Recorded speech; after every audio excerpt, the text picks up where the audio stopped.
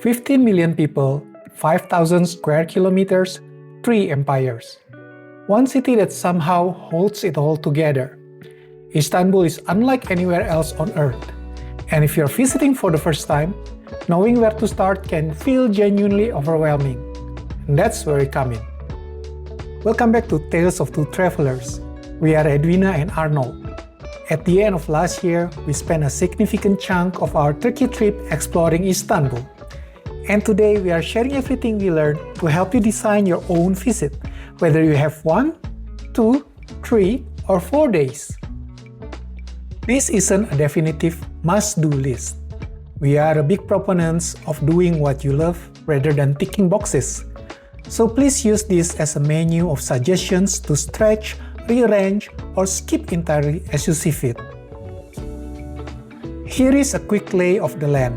You'll likely focus on 3 specific areas. First is the Old Town, or what was Constantinople, where Greek, Roman, and Ottoman civilizations are layered on top of each other. Expect higher prices, more crowds, and extraordinary history around every corner. Next is the new Old Istanbul, just north of the Golden Horn, home to the Galata Tower, Taksim Square, and the grand Istiklal Avenue. Cosmopolitan, lively, and endlessly walkable. Lastly, there is the Asian side, which often flies under the tourist radar, but is a vibrant, locally flavored area full of charm and considerably easier on the wallet. Right, let's get into it. If you only have 1 day, spend it entirely in Sultanahmet. This is a crash course in how Istanbul became one of the most consequential cities in human history. You can begin at the Hippodrome, now Sultanahmet Square. Built in the 3rd century by the Romans, you can still trace the oval shape of the ancient race course. Today, it's adorned with monuments like the Serpent Column and an Egyptian obelisk, flanked by historic buildings including the Ibrahim Pasha Palace and Marmara University.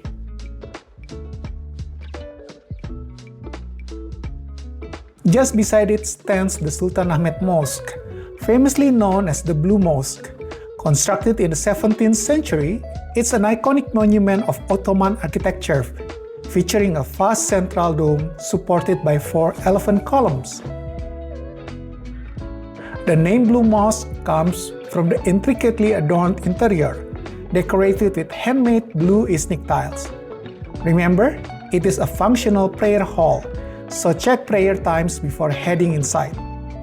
This mosque is one of the most iconic monuments of Ottoman architecture, built by Sedefkar Mehmet Aga based on a design of his mentor, Mimar Sinan, an important name that most likely will be mentioned again in this video.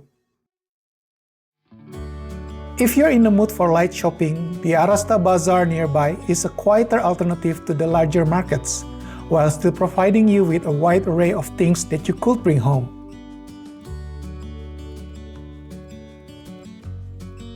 From there, make your way to the Basilica Cistern. The ticket queue can be long and the price is roughly 30 euros. But this 5th century subterranean water tank is an ethereal masterpiece. As you walk amongst the 336 columns, look for the Medusa heads used as bases. One is upside down and the other is on its side. No one knows quite why, and the mystery is half the charm.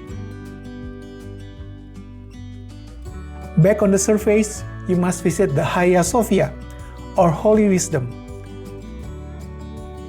This building perfectly represents the city's evolution, starting as a 6th century Byzantine cathedral before becoming a mosque in the 15th century. It served as a museum for decades before returning to its mosque status in 2020. As of 2024, the upper galleries are again open to visitors for 25 euros, while the ground floor is only accessible for worship. Fair warning, there's an ongoing restoration project, and scaffolding does restrict parts of the interior view. Factor that in before you buy your ticket.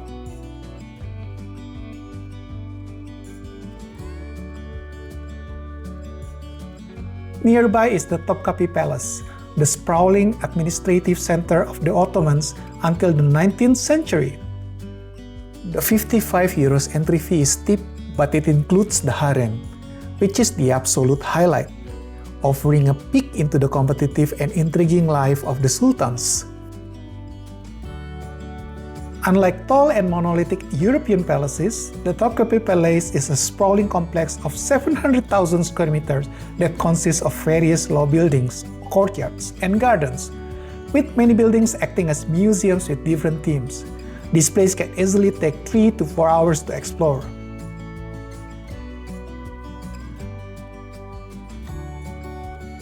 That will cover most of your one day in Istanbul. If you happen to still have time and daylight, you can check Gülhane Park and its Cistern, a much smaller water catchment compared to the Basilica Cistern, but which you can visit for free. From here, you can make your way to Hoca neighborhood for dinner.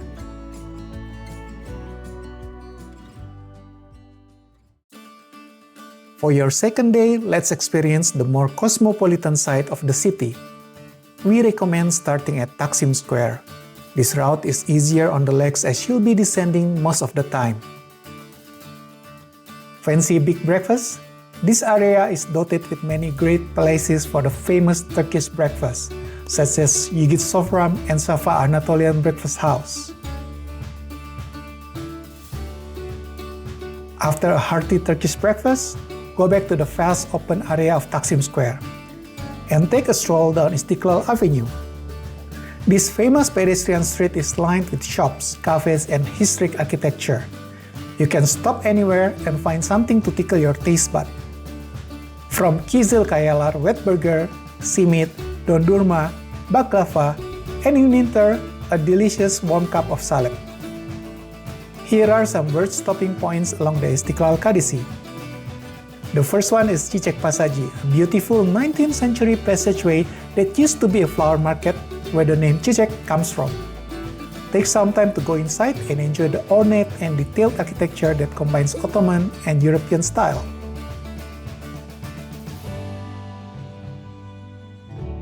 As you wander around, look for the Church of Saint Anthony of Padua. This Gothic European-style Catholic church is located slightly behind the pillars on the side of the avenue. If you want to get some unusual souvenirs that are not baklava or Turkish delight, do pay a visit to Panter Kırtasiye, selling beautiful stationeries from fountain pens, inks, fancy notebooks, and even quill set. Other alternative is Minoa Pera, a beautiful bookstore just beside the Kadesi, slightly out of the way, but worth visiting for you who love the pretty independent bookstore. From here, continue to Galip Dede Kadesi, which is a much narrower continuation of the Istiklal Kadesi. This charming cobblestone promenade is a feast to your senses, with lines and lines of musical instrument stores, soap and hammam-related stores, jewelers, and many other souvenirs. From here, you'll reach the Galata Tower, which was the tallest building in the city back in the 14th century. Whether you pay the 30 euros to climb it or just admire its imposing silhouette from the street, it's a must-see. Follow the path down to the Karakoy neighborhood before crossing the Galata Bridge. You might want to stop by some of the famous baklava shops, such as the Karakoy Gulioglu for a sweet treat. Now it's time to cross the Galata Bridge. This bridge symbolically connects the old city with the modern districts, usually lined with local fishermen. Enjoy the view on both sides of the bridge.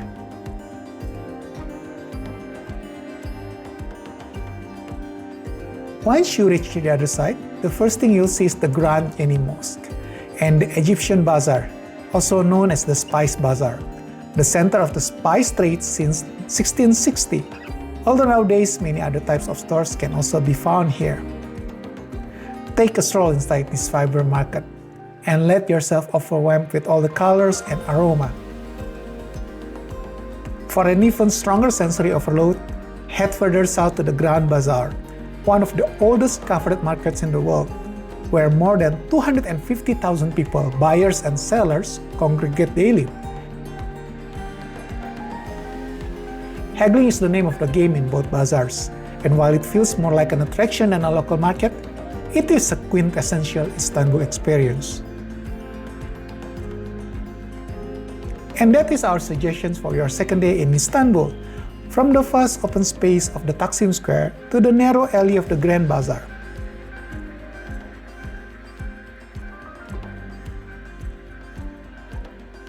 Day 3 will take you beyond the core tourist area into the historical old town's quieter, more local corners. Start your day at the Süleymaniye Mosque, commissioned by Suleiman the Magnificent. This mosque, the largest of the Ottoman era, is considered the masterpiece of the famous architect Mimar Sinan. This mosque was built to surpass all mosques built by the Sultan's predecessors, and its grandeur and detailed interior certainly reflect that ambition. Don't forget to visit the tomb of the Sultan and his queen within the same mosque complex, and to add to that, slightly outside its gates, find the final resting place of the famous architect Mimar Sinan, whom has at least 400 buildings attributed to his name.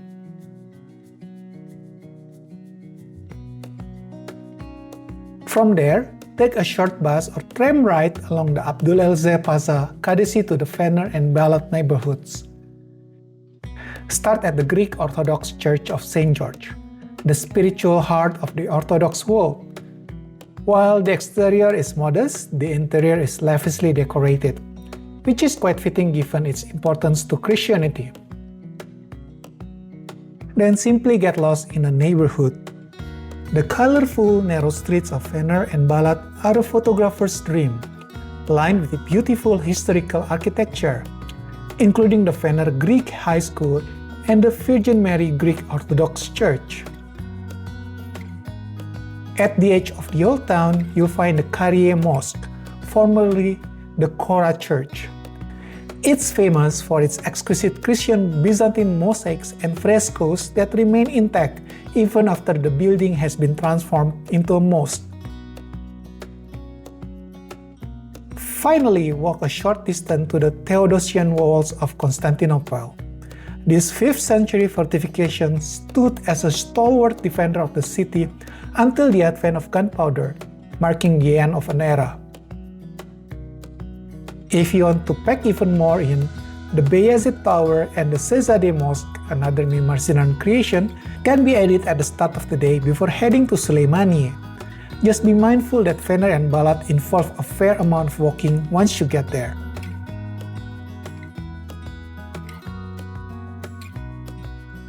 By day 3, you would have seen many things that the European side of Istanbul has to offer. So if you have even more days, it is time to cross the Bosphorus and visit the Asian side. Take a ferry from Eminönü to Kadıköy and enjoy the breathtaking views of the Bosphorus in the morning. The Asian side of the city is a trendy, youthful, and much more representative of a local life. Start your day by exploring the lively alleys of Kadıköy and have a culinary adventure. Eat midye, the rice stuffed mussel. Visit Sia Sofrası for authentic Turkish cuisine. Get the delicious Turkish dumpling at Salamanti. And if your appetite still allows, try pilaf at Tarihi Süleymaniyye Pilafçısı and enjoy an amazing coupe grillé at Baylan Kadıköy. Afterwards, explore its market to find spices, Turkish coffee, cheese, and many more. Just a short distance north, visit Yıldırımı neighborhood, with many large-scale murals created by local and international artists. See how many that you could find hiding in its small alleyways.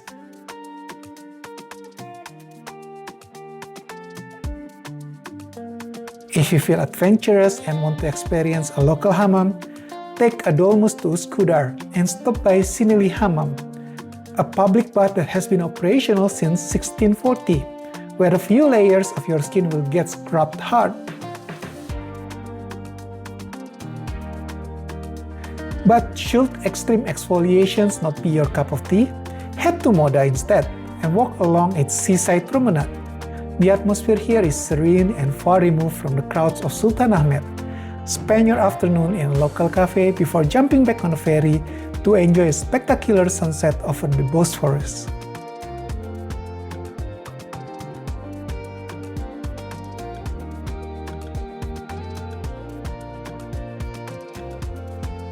Istanbul is a city that rewards time, but whether you have 1 day or 4, it will leave a mark. We came here expecting something extraordinary and still managed to exceed what we imagined.